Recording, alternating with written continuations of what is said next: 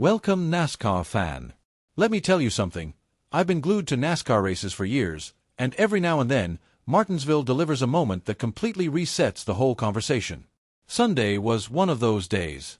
Chase Elliott wins. Denny Hamlin leads 292 laps and walks away empty-handed. The internet absolutely losing its mind. Drivers talking, fans fuming, everybody's got a take. So if you haven't seen what went down and what these drivers actually said after the race, buckle up, because this one is wild. And hey, if you're new here and you love real NASCAR breakdowns, hit that subscribe button right now, because we're just getting started. Okay, so let's set the scene. Martinsville Speedway, 2026. Denny Hamlin is out there driving like he owns the place, because honestly, he basically does. The man led 292 laps. 292. That's not a dominant performance, that's a full-on takeover. And still, somehow, he finishes second. Not first. Second. The moment I saw that final result, I actually said out loud, there is no way. But that's what happened, and the driver reactions afterward are what's really got people fired up. Let's start with Hamlin himself, because his post-race interview is something else. He was cool, he was composed, maybe a little too composed, but you could feel the frustration underneath every word. He mentioned a bad restart, said he thought he had a loose wheel at one point, and basically admitted this is one of those races that just gets away from you. His exact vibe was calm, but man, you don't lead nearly 300 laps and lose without it stinging somewhere deep. He did a good job controlling the pace there. It just, it really came from that, bad restart, I had beside the one, and so just not much really I could have done there, and it felt like we gave it our all. One of those races that gets away from you in your career. That's a quote that hits different when you realize how close he was. The NASCAR 2026 season is already giving us some serious storylines, and this Martinsville finish just added another chapter. Now here's where the Chase Elliott win becomes genuinely one of the best stories of the year. Not just because Hendrick Motorsports and Chevrolet desperately needed this, but because of the timing. 11 years ago to the day, Chase Elliott ran his very first NASCAR Cup Series race, right here at Martinsville. A fan actually walked up to him at an autograph session that morning and told him. So he went into that race knowing. And then he went out and won it. Come on. You cannot write that stuff. But let's not sugarcoat it, this win didn't come from raw speed. Chase wasn't the fastest car. Hamlin clearly had the better machine for most of the afternoon. What won it was crew chief Alan Gustafson making an absolutely gutsy pit strategy call. They were buried around 10th, the track was nearly impossible to pass on, and Gustafson decided to gamble, pit early, try to undercut the field. It paid off big. And the thing I love about what he said afterward is how honest he was about it. He basically admitted he was being greedy, trying to squeeze every little bit he could get. That's championship-level thinking right there. We're happy that it paid off. I mean, we were just kind of trapped in like 10th spot. It's really hard to pass, and we just need to do something different. Mathematically, it was close for us to either split that run or two-stop it, and I just felt like it was worth a shot. And when we pitted early, I think it struck a lot of guys down, and when they pit early, it put us in a better position. Obviously, the caution's great, gave us track position. You bank on that. The rest is history.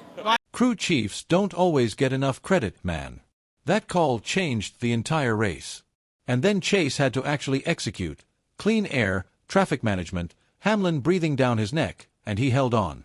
Elliott said after the race that he kept thinking about all the times over the years he'd faded on those final runs, and he was determined not to fall into the same traps. That mental evolution is real. This isn't the same Chase Elliott we watched a few seasons ago. Now let's talk about the rest of the top 5 because there's plenty to dig into. Joey Logano comes home third after a legitimately rough week before this one. He mentioned that when weekends go bad, you start questioning everything, and that's something every racing fan understands. But Martinsville is Penske country on short tracks, and Logano reminded everyone why. He honestly felt like if he'd gotten to clean air out front, the result could have been different. Ty Gibbs. 5th place, his 5th straight top 6 finish. The kid is quietly building something serious with Joe Gibbs Racing in 2026, and I don't think people are paying enough attention to it yet.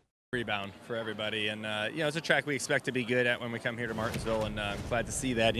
Weekends like last weekend, you start to question everything, and you have to, right? As a competitor, you have to do that. But nice to have a good rebound, solid car.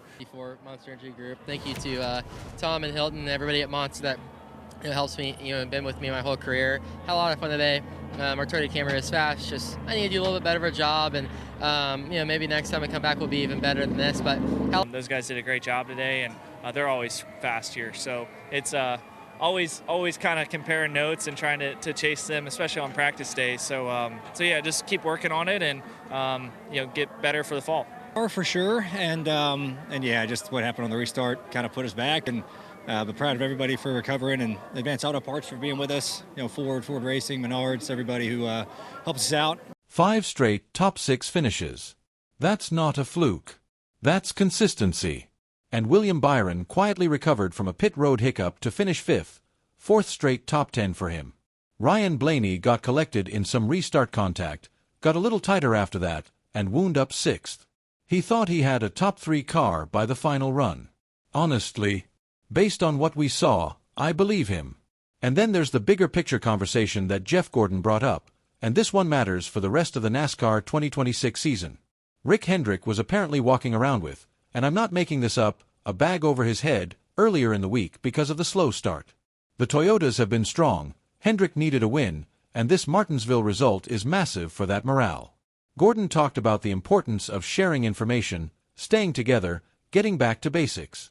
This is a team that knows how to win championships.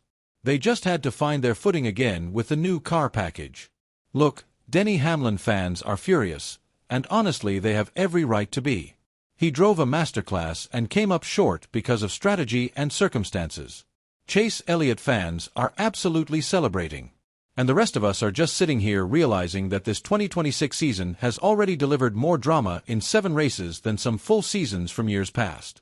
Bristol is next, and after what we just saw, I cannot wait. Short tracks have been absolute chaos this year, and Penske is fired up, Hendrick is riding momentum, and Hamlin is going to want revenge something fierce. If you made it this far, you already know what to do. Smash that like button, subscribe if you haven't already, and drop in the comments. Was Hamlin robbed, or was the strategy call just fair racing? I want to hear your take. I'll see you at Bristol. Don't miss it.